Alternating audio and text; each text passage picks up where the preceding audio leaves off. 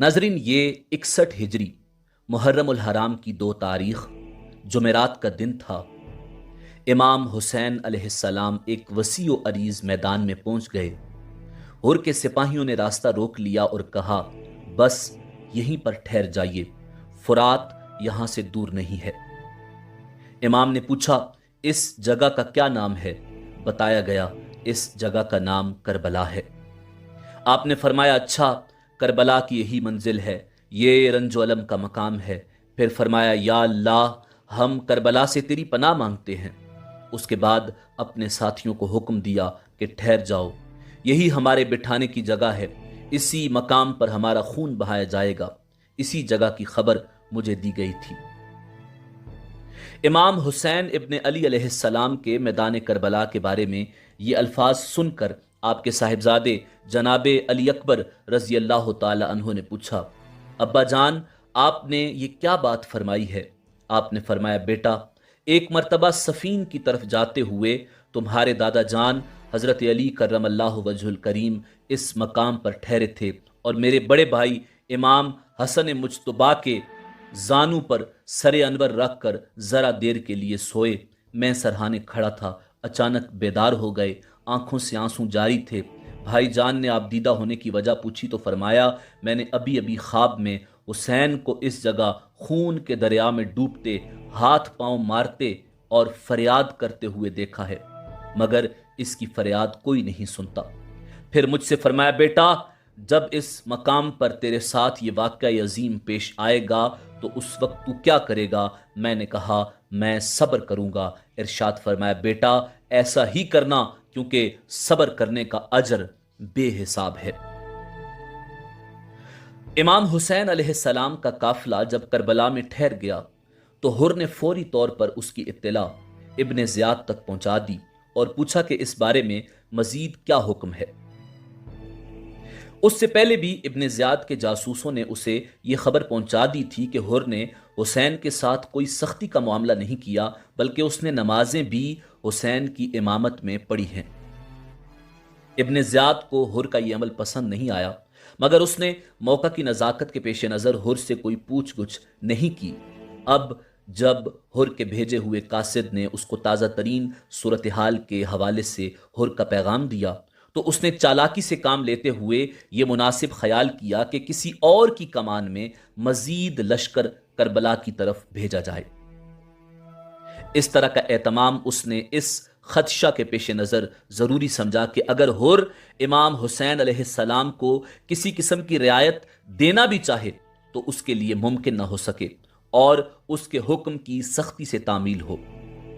Ibn Ziyad ने इस मामले में गौर के लिए अपने काबिल एतमाद सरकर्दा साथियों से मशवरा किया और उनसे कहा कि मैं चाहता हूं इमाम हुसैन के मुकाबले पर किसी को भेजूं, लिहाजा इस काम के लिए कौन तैयार होता है? जो अपने आप को इस काम के लिए पेश करेगा, मैं उसको उसकी पसंद के किसी भी इराकी शहर की हुकूमत यजीद इब्ने मुआविया से दिलवाऊंगा। इब्ने ज़ियाद की उस बात पर किसी ने कोई जवाब न दिया। 3 मरतबा उसने अपनी बात दोहराई, मगर कोई भी उस काम के लिए तैयार न हुआ। इब्ने ज़ियाद जानता था कि वो इंतहाई मुश्किल काम था, कोई भी तैयार नहीं हुआ। इसीलिए उसने हुकूमत देने का लालच दिया था कि उस लालच की वजह से बहुत से लोग तैयार हो जाएंगे। जब किसी ने हामी न भरी तो उसने उस काम को अमर बिन साद के सपुर्द करने के हवाले से सोचा। उन दिनों ईरान में कुर्दों ने बगावत कर रखी थी। उस बगावत के खात्मे के लिए इब्ने ज़ियाद ने हज़रत साद बिन अबी वक़ास रज़ी अल्लाह ताला अन्हो के बदबख्त बेटे अमर बिन साद को 4000 लश्कर की कमान देकर ईरान की तरफ रवाना किया था। उसके साथ ही उसने इब्ने साद को रे की हुक्मरानी का फरमान भी दिया था। इब्ने साद अपने लश्कर के हमरा अभी मकाम हम्माम आयुन तक पहुंचा ही था कि उसे इब्ने ज़ियाद का हुक्मनामा मिला कि फौरी तौर पर उसी मकाम से वापस आ जाऊं। इब्ने साद वापस आया तो इब्ने ज़ियाद ने उसे हुक्म दिया कि पहले हुसैन इब्ने अली के मामले को निपटाना ज़रूरी है, लिहाजा पहले इस मुहिम को सर करो, उसके बाद ईरान की तरफ पेशकदमी करना। इब्ने ज़ियाद का यह हुक्म सुनकर ابن سعد سوچ میں پڑ گیا، کیونکہ وہ خوب اچھی طرح جانتا تھا کہ امام حسین نواسۂ رسول ہیں اور ان سے جنگ کرنا گویا اپنی آخرت کو برباد کرنے کا باعث ہے اور اپنے آپ کو جہنم میں ڈالنے کا باعث ہے۔ تھوڑی دیر سوچنے کے بعد اس نے ابن زیاد سے کہا کہ مجھے اس کام سے دور ہی رکھیں تو یہی میرے لیے بہتر ہوگا۔ ابن زیاد نے کہا اگر تم حسین ابن علی کے مقابلے کے لیے نہیں جاتے تو پھر تمہارے نام رے کی حکومت کا جو فرمان لکھا گیا ہے اسے واپس کر دو۔ ابن سعد نے اس معاملے پر غور کرنے کے لیے 1 دن کی مہلت مانگی۔ آخر اس نے سوچ بچار کے بعد دنیا کی حکومت کے لالچ میں آخرت پر دنیا کو ترجیح دے دی اور امام حسین کے مقابلے کے لیے حامی بھر لی، اور جس لشکر کے ساتھ وہ ایران کی مہم پر روانہ ہوا تھا اسی 4000 کے لشکر کو ساتھ لے کر 3 محرم سن 61 ہجری کو میدان کربلا پہنچ گیا۔ اس کے بعد مزید لشکر بھی اس کے پاس روانہ کیے گئے اور اس کی کمان میں 22,000 کا لشکر اکٹھا ہو گیا۔ ایک اور روایت میں آتا ہے کہ ابن سعد نے ابن زیاد سے کہا کہ اللہ تعالیٰ آپ کا بھلا کرے، آپ نے مجھے خدمت کا موقع دیا، میرے نام کا فرمان لکھ دیا جس کا علم سب کو ہے، پھر اب آپ نے جو فیصلہ کیا ہے اس حکم کو نافذ کیجئے اور یہ جو اشراف کوفہ کا لشکر ہے اس پر کسی ایسے جنگجو اور دلیر شخص کو مقرر کر دیں جو آپ کی مرضی کے مطابق ہو، لیکن مجھے لشکر کی کمان سپرد نہ کریں، پھر اس لشکر کو حسین ابن علی کے مقابلے پر بھیج دیں۔ یہ کہہ کر ابن سعد نے چند لوگوں کے نام بھی لیے۔ ابن زیاد نے اس کی بات سن کر کہا تم مجھے اشراف کوفہ کے نام کیا بتاتے ہو؟ میں نے تم سے یہ مشورہ نہیں مانگا کہ کس کو مقرر کروں، اگر تم لشکر لے کر جاتے ہو تو جاؤ، ورنہ رے کی حکومت کا فرمان واپس کر دو۔ ابن سعد نے جب ابن زیاد کا یہ اصرار دیکھا تو کہنے لگا ٹھیک ہے میں جاتا ہوں۔ چنانچہ وہ 4000 کے لشکر کے ساتھ کربلا کی طرف روانہ ہو گیا۔ ایک روایت میں آتا ہے کہ جب ابن سعد کو ابن زیاد کا حکم ملا تو عبداللہ بن یسار اس کے پاس آیا۔ ابن سعد نے اس سے کہا کہ امیر نے مجھے حکم دیا ہے کہ میں حسین کے مقابلے پر جاؤں اور میں نے انکار کر دیا ہے۔ ابن یسار نے کہا اللہ تعالیٰ نے تجھے اچھی راہ دکھائی ہے، اللہ تعالیٰ تجھے ہدایت کی توفیق عطا فرمائے اور اس کو ٹال دے، ہرگز اس کام کے لیے تیار نہ ہونا۔ یہ کہہ کر ابن یسار واپس چلا گیا۔ کسی نے آ کر اسے بتایا کہ ابن سعد امام حسین علیہ السلام پر حملہ کرنے کے لیے لوگوں کو جمع کر رہا ہے۔ یہ سن کر ابن یسار دوبارہ اس کے پاس گیا، دیکھا کہ عمر بن سعد بیٹھا ہوا ہے، اس کو آتا دیکھ کر اس نے منہ پھیر لیا۔ ابن یسار سمجھ گیا کہ اس نے امام حسین سے لڑائی کا فیصلہ کر لیا ہے۔ عمر بن سعد جب کربلا پہنچا تو اس نے جاسوسوں سے تازہ ترین صورتحال معلوم کی، پھر اس نے عروہ بن قیس کو حکم دیا کہ وہ امام حسین کے پاس جا کر ان کی منشا معلوم کرے کہ وہ یہاں کس مقصد کے لیے آئے ہیں اور آپ کیا چاہتے ہیں۔ عروہ بن قیس کا شمار ان لوگوں میں ہوتا تھا جن لوگوں نے امام حسین کو کوفہ آنے کی دعوت دی تھی اور اس بارے میں خطوط بھی لکھے تھے۔ چنانچہ اس کے چہرے پر شرمندگی کے آثار ابھر آئے اور اس نے بہانہ بازی شروع کر دی۔ بالآخر اس نے جانے سے انکار کر دیا۔ ابن سعد نے اپنے لشکر میں موجود دیگر سرکردہ افراد سے بھی کہا کہ وہ حسین ابن علی کے پاس جائیں، مگر وہ بھی امام علی مقام کو کوفہ آنے کی دعوت دے چکے تھے، اس لیے انہوں نے بھی انکار کر دیا۔ بالآخر ابن سعد نے قرہ بن سفیان حنظلی کو آپ کے پاس بھیجنے کے لیے تیار کر لیا اور اس نے کہا کہ صرف تم یہ بات امام حسین سے پوچھنا کہ آپ کے یہاں پر آنے کا مقصد کیا ہے۔ چنانچہ قرہ بن سفیان حنظلی اسی وقت تیار ہوا اور امام حسین کے پاس پہنچا، آپ سے گفتگو کی اور ابن سعد کا پیغام دیا کہ آپ یہاں کس غرض سے آئے ہیں۔ آپ نے فرمایا مجھے تمہارے شہر والوں نے خطوط لکھ کر بلایا ہے کہ آپ یہاں تشریف لائیے، اگر ان کو میرا آنا پسند نہیں ہے تو میں واپس چلا جاؤں گا۔ قرہ نے واپس جا کر ابن سعد کو امام حسین کے ساتھ ہونے والی گفتگو سے آگاہ کیا۔ قرہ کی بات سن کر ابن سعد نے کہا کہ اب کچھ امید دکھائی دیتی ہے کہ اللہ تعالیٰ مجھے ان کے ساتھ لڑائی کرنے اور قتل و غارت کرنے سے محفوظ رکھے گا۔ اس کے ساتھ ہی اس نے ابن زیاد کے نام ایک خط تحریر کیا۔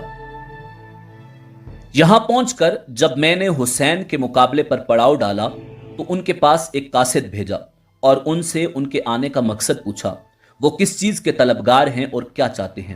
تو انہوں نے یہ جواب دیا کہ اس شہر کے لوگوں نے مجھے خطوط لکھے اور ان کے قاصد میرے پاس آئے اور مجھ سے درخواست کی کہ میں یہاں آؤں، چنانچہ میں آ گیا، اور اب ان کو میرا آنا پسند نہیں ہے۔ جو کچھ انہوں نے قاصدوں کے ذریعے مجھے کہلا بھیجا تھا، اب ان کی رائے اس کے خلاف ہو گئی ہے، تو میں واپس چلا جاؤں گا۔ ابن سعد کا بھیجا ہوا خط جب ابن زیاد کو سنایا گیا تو اس نے ایک شعر پڑھا جس کا مطلب یہ ہے، جب ہمارے پنجوں میں پھنس گئے ہیں تو بھاگنا چاہتے ہیں، حالانکہ اب فرار کی کوئی راہ نہیں ہے۔ پھر ابن زیاد نے ابن سعد کو جوابی خط بھیجا جس میں لکھا، تمہارا خط ملا، تم نے جو کچھ تحریر کیا ہے اسے میں خوب سمجھ گیا ہوں۔ تم حسین اور اس کے ساتھیوں کو پیغام دو کہ یزید ابن معاویہ کی بیعت کر لیں، اگر انہوں نے بیعت کر لی تو پھر جو ہمارے خیال میں مناسب ہوگا اس کے مطابق کیا جائے گا۔ عبید اللہ ابن زیاد کی طرف سے جب عمر بن سعد کو اس کے بھیجے ہوئے خط کا جواب ملا اور ابن سعد نے یہ پڑھا کہ امام حسین اور آپ کے ساتھیوں کو یزید کی بیعت کرنے کا پیغام دو، تو اس جوابی خط کے پڑھنے کے بعد ابن سعد بولا، میں سمجھ گیا کہ ابن زیاد کو امن و عافیت منظور نہیں، چنانچہ اس نے ابن زیاد کے خط کا کوئی جواب نہ دیا۔ پھر ابن زیاد کی طرف سے ایک دوسرا خط ابن سعد کے پاس پہنچا جس میں تحریر تھا کہ حسین سے یزید کی بیعت لو، اگر وہ بیعت کرنے سے انکار کریں تو حسین اور ان کے ساتھیوں پر پانی بند کر دو۔ ابن زیاد کے اس حکم کے ملتے ہی ابن سعد نے فوری طور پر عمر بن حجاج زبیدی کو 500 سواروں کے لشکر کے ساتھ نہر فرات پر مقرر کر دیا اور اس کو حکم دیا کہ کسی بھی طرح امام حسین اور ان کے ساتھیوں تک پانی کا ایک قطرہ بھی نہ پہنچے۔ روایات میں آتا ہے کہ امام حسین علیہ السلام اور آپ کے ساتھیوں پر محرم کی 7 تاریخ کو پانی بند کر دیا گیا تھا۔ اس ضمن میں ایک روایت ہے کہ ابن سعد کو عبید اللہ ابن زیاد کا یہ حکم ملا کہ فوراً پانی پر پیرے بٹھا دو، حسین ابن علی اور ان کے ساتھیوں پر پانی بند کر دو، اس طرح کہ ایک قطرہ پانی بھی ان تک نہ پہنچ سکے، جس طرح کہ امیر المومنین عثمان ابن عفان کے ساتھ کیا گیا تھا۔ چنانچہ اس حکم کے آتے ہی ابن سعد نے 500 سواروں پر مشتمل ایک دستہ دریائے فرات پر تعینات کر دیا اور حکم دے دیا کہ حسین یا ان کے کسی بھی ساتھی کو پانی نہ لینے دینا۔ امام علی مقام امام حسین ابن علی علیہ السلام اور آپ کے ساتھیوں نے کربلا کے میدان میں خیمے نصب کر لیے ہوئے تھے کہ 7 محرم الحرام کو ابن سعد کی فوج کے ایک دستے نے دریائے فرات کے کنارے دور دور تک پھیل کر پیرے لگا دیے تاکہ کوئی بھی پانی نہ لے سکے۔ اس کے ساتھ ہی ابن سعد کی طرف سے امام حسین کو یہ پیغام بھیجا گیا کہ وہ نہر فرات کے کنارے سے اپنے خیمے اکھاڑ لیں۔ اس موقع پر حضرت عباس علمدار نے فرمایا، ہم ایسا نہیں کریں گے، مگر حسین ابن علی علیہ السلام نے حضرت عباس رضی اللہ تعالی عنہ سے فرمایا، ان سے جھگڑنا فضول ہے، تم تو کرم کا دریا ہو اور یہ قطرہ ناچیز ہیں، کوئی بات نہیں، ہم اپنے خیمے نہر سے دور لگا لیتے ہیں۔ پھر آپ نے اس جگہ سے خیمے اٹھا کر نہر سے دور نصب کرنے کا حکم فرمایا۔ مروی ہے کہ جب عمر بن سعد کو عبید اللہ ابن زیاد کا حکم پہنچا تو اس کے ساتھ ہی ابن زیاد کی طرف سے عمر بن سعد کی کمک کے لیے شمر ذی الجوشن، حسین بن نمیر اور شیس بن ربی کی کمان میں ایک بہت بڑا لشکر بھی پہنچ گیا، اور بن یزید الریاحی 1000 کے لشکر کے ساتھ پہلے ہی وہاں موجود تھا کہ حجر بن ربی کی کمان میں 22,000 کا لشکر بھی پہنچ گیا۔ پھر عمر بن سعد نے 4000 سواروں کو شیس بن ربی کی کمان میں بھیج کر نہر فرات پر مزید پیرے لگا کر سخت ترین ناکہ بندی کرا دی۔ اس کے بعد اس نے 2000 سواروں کو حجر بن ربی کی کمان میں روانہ کیا کہ وہ غادریات کے راستے پر ناکہ بندی کر لیں۔ اس طرح نہر فرات کی طرف جانے والے تمام راستوں کی ناکہ بندی کر دی گئی۔ امام علی مقام امام حسین ابن علی علیہ السلام نے سمجھ لیا کہ اب جنگ ہو کر رہے گی، تو آپ اپنی باوفا اور غمگسار بیوی حضرت شیربانو رضی اللہ تعالی عنہا کے پاس گئے اور فرمایا شیربانو، میں جانتا ہوں کہ تم نوشیروان عادل کی پوتی اور ایران کے ایک نامور بادشاہ کی بیٹی ہو، اور میں یہ بھی جانتا ہوں کہ تم ایران کے سنہری تخت پر بیٹھنے والی ایران کی ملکہ ہو اور ریشمی بستروں پر سونے والی اور سونے اور چاندی کے برتنوں میں پانی پینے والی ایران کی شہزادی ہو، مگر تم نے میرے ساتھ جس حوصلے اور صبر و سکون سے زندگی بسر کی ہے میں اس کا شکر گزار ہوں، اور میرے گھر میں تم نے جس شوق و ذوق سے جو خدمات سر انجام دی ہیں میں اس کا ممنون ہوں۔ آج ظالموں نے تمہیں یہ دن دکھایا ہے کہ تم اور تمہارے بچے پانی کے ایک قطرے کو ترس رہے ہیں، اور میں جانتا ہوں کہ تم پر یہ مصیبت اور دکھ سب میری وجہ سے ہیں، اور اب چونکہ حالات بگڑتے جا رہے ہیں، پتہ نہیں کس وقت دشمنوں کی طرف سے جنگ کا اعلان ہو جائے، اس لیے اب بہتر یہی ہے کہ تم اپنے بچوں کو لے کر ایران چلی جاؤ، یا جہاں تم چاہتی ہو چلی جاؤ، میں اس کا انتظام کر دیتا ہوں، مگر قربان جاؤں اس غمگسار بیوی کے قدموں کی خاک پر، اور فدا ہو جاؤں امام پاک کی وفادار حرم پاک کی جوتیوں کی نوک پر، کہ جس نے آخری وقت بھی اپنے شوہر کا ساتھ نہ چھوڑا اور اپنے بچوں کی قربانی دے کر اپنے شوہر کی آن بچا گئی، اور دشت کربلا کے تپتے ہوئے ریگستان میں گرمی کی شدت میں بھوک اور پیاس برداشت کر کے باوفا بیوی ہونے کا حق ادا کر گئی۔ امام علی مقام کی اس گفتگو سے بی بی شیربانو پر رقت طاری ہو گئی اور عرض کیا، ہے میرے آقا حسین، خدا کے لیے آخری وقت مجھے اپنے آپ سے دور نہ فرمائیے، گلشن اسلام کی آبیاری کے لیے مجھے بھی اپنے بچوں کا خون پیش کرنے کی اجازت عطا فرمائیے۔ اے علی مقام آقا حسین، یہ ٹھیک ہے میں نوشیروان عادل کی پوتی ہوں، اور یہ بھی درست ہے کہ میں شاہی محلات میں رہنے والی ایران کی شہزادی ہوں، مگر آج میں آپ کے گھر کی لونڈی ہوں، خاندان نبوت کی کنیز ہوں، اور بی بی زینب کی خادمہ ہوں۔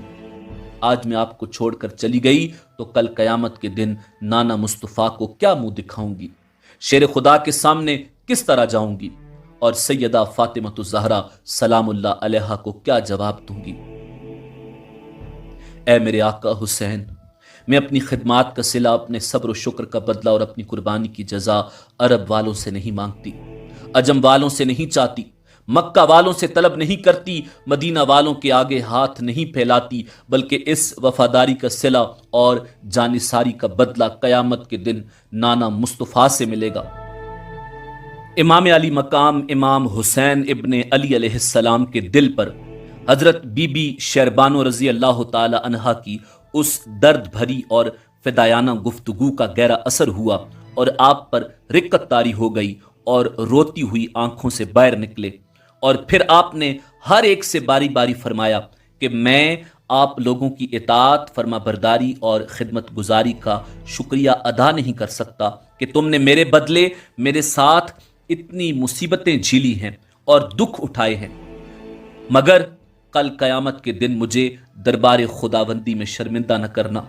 میری طرف سے آپ لوگوں کو اجازت ہے کہ جہاں کہیں بھی کسی کا دل چاہے مجھے اللہ کے بھروسے پر چھوڑ کر چلا جائے۔ مگر امام پاک کی اس گفتگو کے جواب میں تمام نے اللہ تعالیٰ کی راہ میں جانیں قربان کر دینے کا وعدہ کیا، نثار ہو جانے کا یقین دلایا، اور شہید ہو جانے کی قسمیں کھائیں، اور عرض کی، آقا حسین، ہم بھی مسلمان ہیں، اور ہم نے بھی قیامت کے دن اپنے نبی کو منہ دکھانا ہے، اور ہم بھی یزید ابن معاویہ کے فسق و فجور اور اس کی باطل پرستی کے مقابلے میں دین و ایمان کی شمع روشن کرنا چاہتے ہیں، اور حق و صداقت کا علم بلند رکھنا چاہتے ہیں۔ عمر بن سعد نے 9 محرم سن 61 ہجری جمعرات کے دن شام کے وقت اپنے لشکر کو حکم دیا کہ ان لوگوں پر حملہ کر دو۔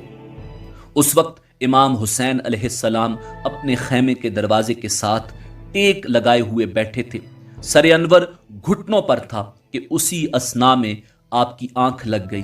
اچانک شور کی آواز سن کر بہن سیدہ زینب پردے کے پاس آئیں اور بھائی کو پکار کر فرمایا، دیکھو دشمن کی فوج کی آوازیں بہت قریب سے آ رہی ہیں۔ آپ نے سر انور اٹھایا اور فرمایا میں نے ابھی حضور نبی کریم صلی اللہ علیہ وآلہ وسلم کو خواب میں دیکھا۔ حضور نے فرمایا تم بہت جلد ہمارے پاس آنے والے ہو۔ یہ سن کر سیدہ زینب رو پڑی اور کہا ہائے مصیبت۔ آپ نے فرمایا بہن زینب اللہ تعالیٰ تم پر رحم فرمائے، تمہارے لیے مصیبت نہیں، صبر کرو اور خاموش ہو جاؤ۔ اسی دوران حضرت عباس رضی اللہ تعالی عنہ نے آ کر کہا بھائی جان وہ لوگ آ گئے، دشمن کی فوج نے حملہ کر دیا۔ یہ سن کر امام حسین علیہ السلام اٹھ کر کھڑے ہوئے اور دشمن کی طرف جانے لگے۔ حضرت عباس نے کہا نہیں آپ نہیں، میں جاتا ہوں۔ فرمایا جاؤ اور ان سے پوچھ کر آؤ کہ اس وقت تمہارا اس طرف آنے کا کیا مقصد ہے۔ حضرت عباس رضی اللہ تعالی عنہ تقریباً 20 سواروں کو ساتھ لے کر، جن میں زہیر بن قیون اور حبیب بن مظاہر بھی شامل تھے، ان لوگوں کی طرف گئے اور ان سے پوچھا کیوں آئے ہو؟ انہوں نے کہا امیر کا حکم آیا ہے کہ امیر کے حکم کی تعمیل کرو ورنہ ہم تم سے جنگ کریں گے۔ حضرت عباس نے فرمایا ذرا ٹھہرو، میں امام حسین سے پوچھ کر آتا ہوں۔ آپ گھوڑا دوڑا کر امام کی طرف آئے۔ اس دوران باقی لوگ وہیں پر ٹھہر گئے۔ حضرت حبیب بن مظاہر نے حضرت زہیر بن قیون سے کہا کہ اگر تم ان لوگوں سے کوئی بات کرنا چاہتے ہو تو کرو ورنہ میں کوئی بات کرنا چاہتا ہوں۔ حضرت زہیر نے فرمایا آپ بات کریں۔ حضرت حبیب بن مظاہر نے ان سے مخاطب ہو کر کہا سنو، جو لوگ کل کے دن آئیں گے اللہ کی قسم وہ لوگ بہت ہی برے قرار پائیں گے، جنہوں نے اللہ کے نبی کی ذریت کو، ان کی عزت کو، ان کے اہل بیت کو اور اس شہر کے عبادت گزاروں کو قتل کیا ہوگا جن کی زبانوں پر ذکر الہی جاری رہتا ہے۔ یہ سن کر دشمن کے لشکر میں سے عزرہ بن قیس نے کہا جہاں تک تم سے ممکن ہو سکے اپنے نفس کو پاکیزہ رکھو۔ حضرت زہیر نے فرمایا اے عزرہ، اللہ تعالیٰ نے ان کے نفس کو پاک کہا ہے اور ان کو ہدایت عطا فرمائی ہے۔ اے عزرہ اللہ تعالیٰ سے ڈر، میں تیری بھلائی کی بات کہتا ہوں، اللہ کا واسطہ ہے ان نفوس قدسیہ کے قتل میں ان لوگوں کا ساتھ نہ دے۔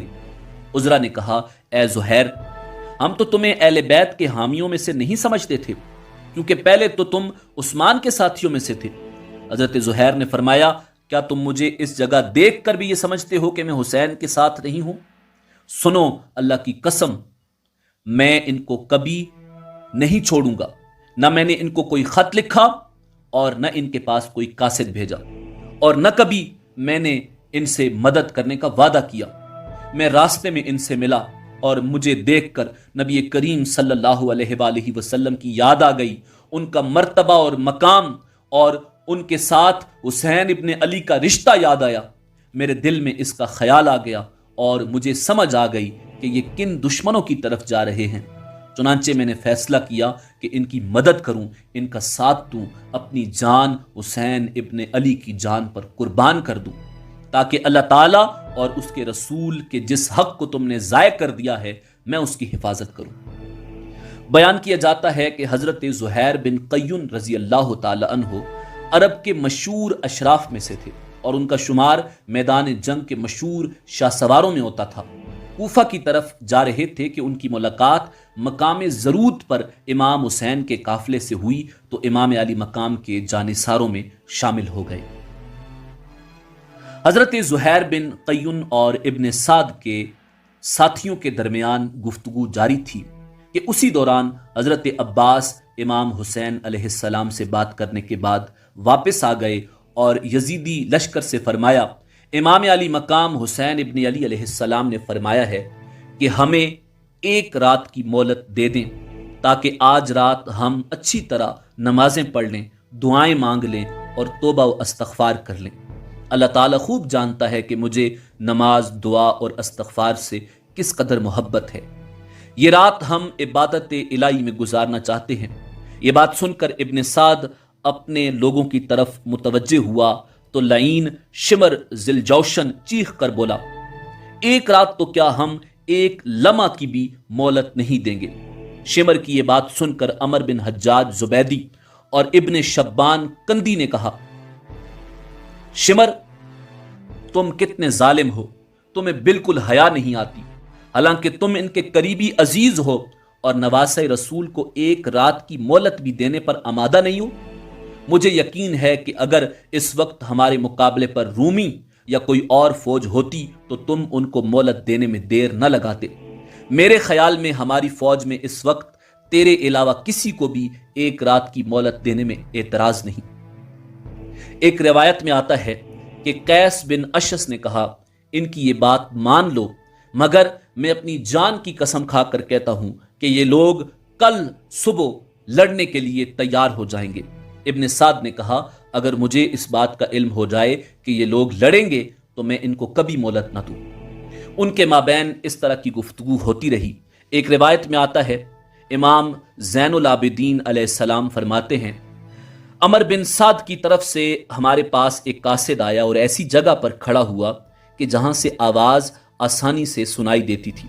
اس نے کہا، تم لوگوں کو کل صبح تک کی مہلت دے دی گئی ہے، اگر تم تابعداری اور اطاعت کرو گے تو تمہیں عبید اللہ ابن زیاد کے پاس بھیج دیا جائے گا، اور اگر انکار کرو گے تو پھر تم کو نہیں چھوڑا جائے گا۔ امام علی مقام امام حسین ابن علی علیہ السلام اور شہیدان حق کی میدان کربلا میں یہ آخری رات تھی۔ محرم کی 9ویں تاریخ کا چاند تھر تھرا رہا تھا، اس کی کرنیں اولاد فاطمہ کو شہادت کا پیغام دے رہی تھیں، اور اس کی کرنوں سے روشنی کی بجائے حسرت و یاس کے دھارے پھوٹ رہے تھے۔ میدان کربلا بارگاہ رب العزت میں یہ التجا کر رہی تھی کہ پروردگار، اطرت پیغمبر کا خون میرے دامن پر نہ گرے، اور ناموس رسالت کے اس مقدس خیمے سے جس میں اولاد بطول زندگی کی آخری رات بسر کر رہی تھی، تلاوت کلام پاک کی صدائیں بلند ہو رہی تھیں اور ذکر الہی کی آوازیں آ رہی تھیں، اور جس خیمے میں امن و سلامتی کا فرشتہ آرام فرما رہا تھا، اس خیمے کا ایک ایک ٹکڑا اپنے اندر آخری رات بسر کرنے والوں کی جانوں کی خیر مانگ رہا تھا۔ چاند ڈوب گیا اور کربلا کی زمین پر سیاہ چادر بچھ گئی اور ہر طرف اندھیرا چھا گیا، تو فاطمہ کا لخت جگر اٹھا، کربلا کی مٹی سے تیمم کیا اور بارگاہ رب العزت میں سرب سجود ہو گیا۔ بارگاہ الہی میں عرض کی، اے خالق کائنات، یہ تیری بندگی کی آخری رات ہے، صبح جو کچھ ہونے والا ہے وہ تو ہی جانتا ہے، مگر میری یہ التجا قبول فرما کہ اس امتحان میں ثابت قدم رہوں، خوشی سے اپنے بچوں کی قربانی دوں، ہنس کر لاشوں کو اٹھاؤں، تیرے نعرے لگاتا ہوا اپنی گردن کٹاؤں۔ اے رب العالمین، مجھے صبر و سکون کی توفیق عطا فرما کہ اس حق و باطل کے خونی مارکے میں حوصلہ نہ ہاروں، اور کہیں ایسا نہ ہو کہ بال بچوں کی محبت تیری راہ میں حائل ہو جائے۔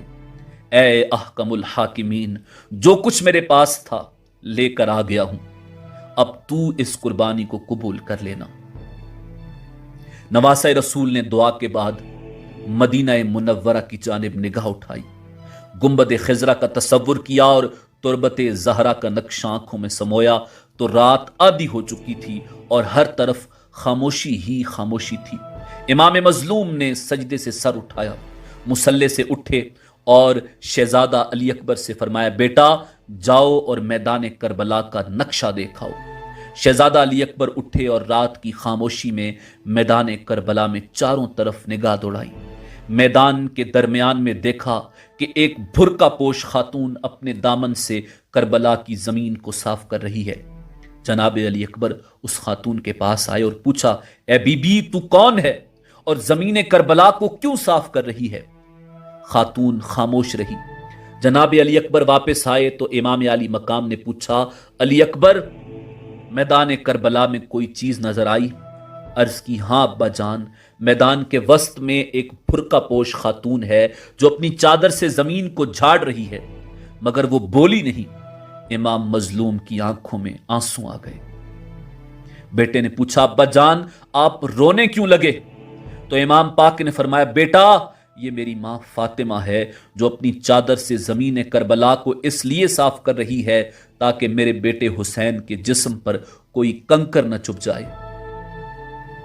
شب عاشورہ اہل بیت اطہار اور جانثاران اہل بیت نے اللہ تعالیٰ کی عبادت و ریاضت میں گزاری۔ امام علی مقام بھی خواتین کے خیموں کے اپنے تئیں انتظامات کرنے کے بعد اللہ تعالیٰ کے ذکر میں مشغول ہو گئے، ساری رات عبادت و ریاضت میں گزاری۔ جب صبح ہوئی تو آپ نے اپنے بیٹے سیدنا علی اکبر کی طرف دیکھا اور فرمایا، بیٹا نماز فجر کے لیے آذان دو۔ علی اکبر نے آذان دی۔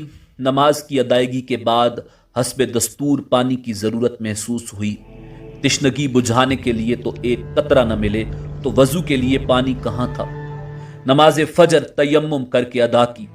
نماز فجر ادا کرنے کے بعد امام علی مقام نے اللہ تعالیٰ کی بارگاہ میں نہایت خشوع و خضوع کے ساتھ باواز بلند یہ دعا مانگی، اے پروردگار، مجھے ہر مصیبت میں تجھ پر بھروسہ ہے اور ہر تکلیف میں تو میرا سہارا ہے۔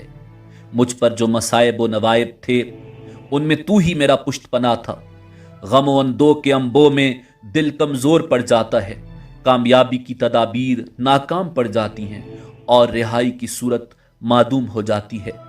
دوست ساتھ چھوڑ دیتے ہیں اور دشمن دلیر ہو جاتے ہیں۔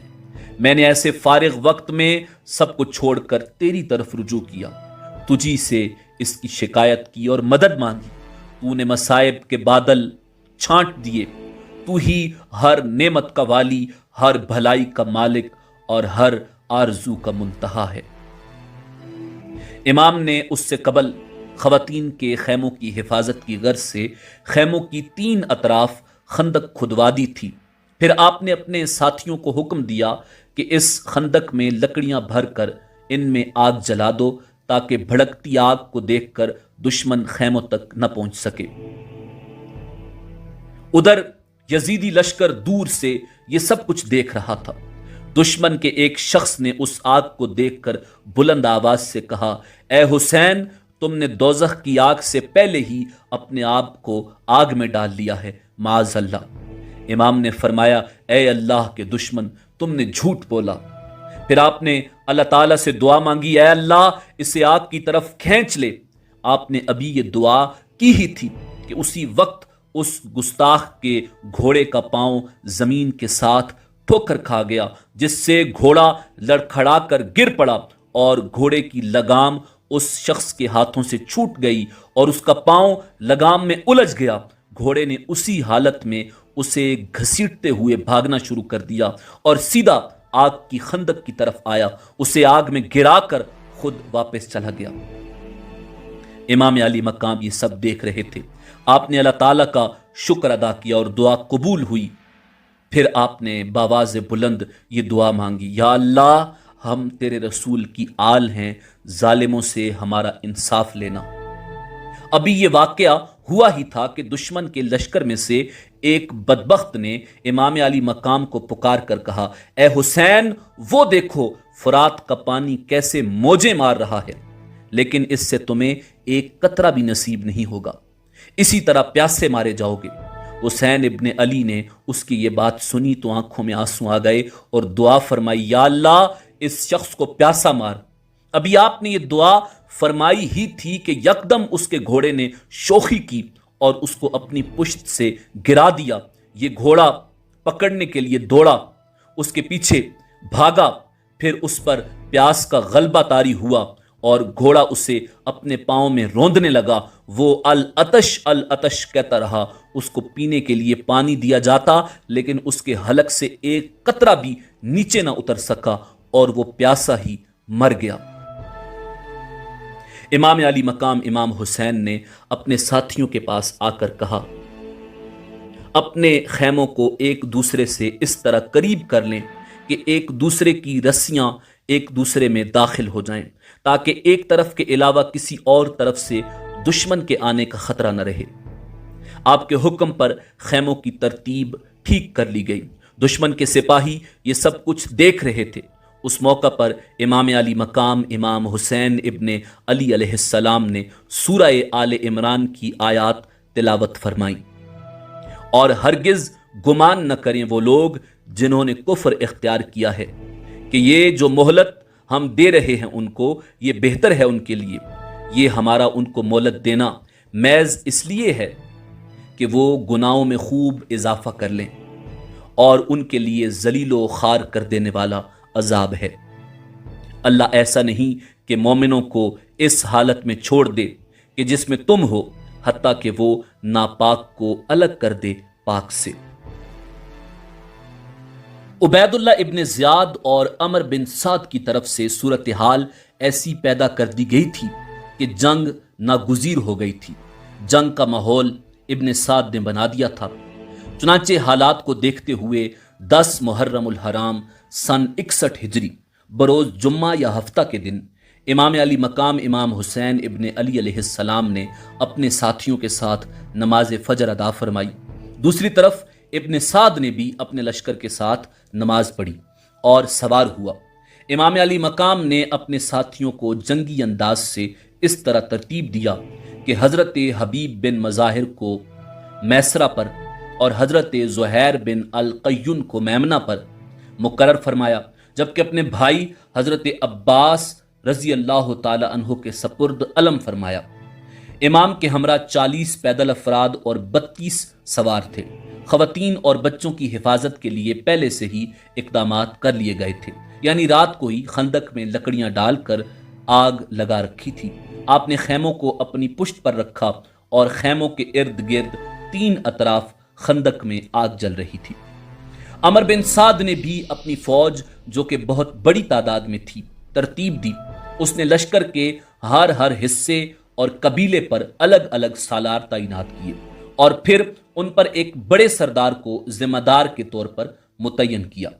ابن سعد کے لشکر میں بہت سے قبائل کے لوگ شامل تھے، چنانچہ اس نے قبیلہ ربیہ اور کندہ پر قیس بن اشس کو مقرر کیا، مزہج اور اسد پر عبداللہ بن صبر جافی کو، میمنہ پر عبداللہ بن زہیر ازدی کو اور حر بن یزید الریائی کو تمیم اور ہمدان پر مقرر کیا۔